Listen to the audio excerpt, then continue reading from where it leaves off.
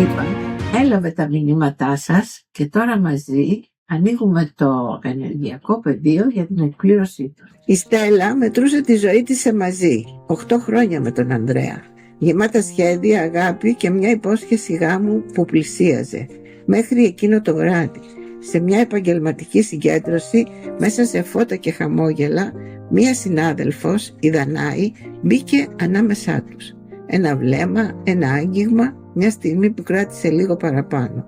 Και η Στέλλα είδε τη σπίθα της προδοσίας πριν καν γίνει πράξη.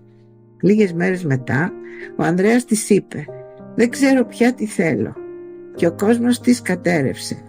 Απελπισμένη, ανέβηκε ένα βράδυ στο λόφο για να βρει τη μάγισσα των επιθυμιών. «Φέρ τον πίσω», της είπε, «σε παρακαλώ».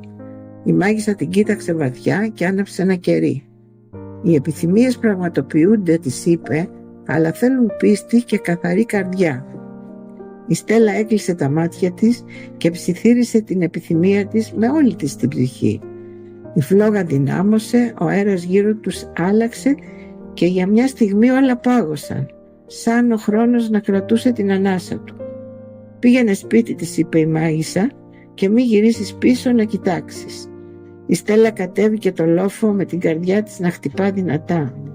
Όταν άνοιξε την πόρτα του σπιτιού της, τον είδε. Ο Ανδρέας στεκόταν εκεί, όχι διαφορετικός, όχι αλλοιωμένος, αληθινός. Τα μάτια του ήταν γεμάτα δάκρυα. «Σε έχασα και δεν άντεξα ούτε μια μέρα χωρίς εσένα», της είπε. «Δεν ξέρω τι με τύφλωσε, αλλά ξέρω ότι εσύ είσαι το σπίτι μου». Η Στέλλα τον πλησίασε διστακτικά, σαν να φοβόταν ότι θα χαθεί αν τον αγγίξει. Αλλά δεν χάθηκε, τον αγκάλιασε και αυτή τη φορά ένιωσε κάτι ακόμα πιο βαθύ από πριν. Σαν να είχε επιστρέψει όχι μόνο εκείνος, αλλά και όλη η αλήθεια που είχαν χάσει. Και εκεί, μακριά στο λόφο, η μάγισσα χαμογέλασε.